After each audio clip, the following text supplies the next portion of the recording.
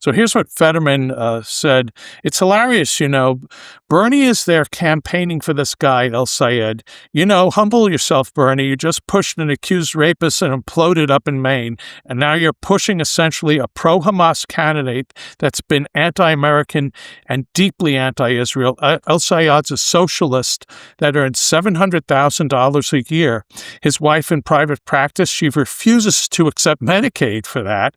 I mean, he's a phony, and he has said incredibly anti-American things, and I would remind all Democrats he participated and was very involved in the no commitment vote, during the campaign when Harris was running for president, the uncommitted one. So good for you, John Fetterman. And any thoughts on him? And then we'll look at I think he's going to have to.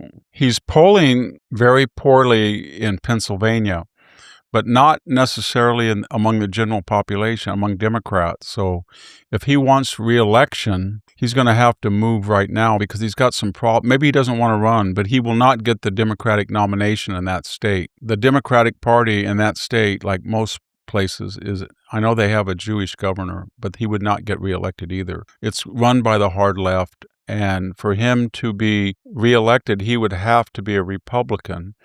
And he would be a moderate Republican in a moderate state, but he'd have to move pretty quickly to convince Republican voters that on various issues he's with them. Otherwise, they're going to say, well, we like what he's a thorn in the side of the Democrats. That's nice, but if we're going to really go out and push a candidate in the next, our senatorial candidate, we'd want a hardcore conservative, and he's not. He would be called a rhino Republican. So he's going to have to establish his fides, but we all admire him because he's a voice in the wilderness. He's a very strange guy. I was critical that the Democrats put him through that race with Oz because it was obvious in the debate he was cognitively challenged from a stroke. But and then he checked in as for depression and everything, and he's too heavy and he's out of shape. But there's something courageous about him, that remember he climbed up on his house after October 7th with the Israeli flag. Yeah. I mean, you need more people like that in the Senate. I admire him, but I don't know how this whole thing about Israel. But if everybody thinks about it,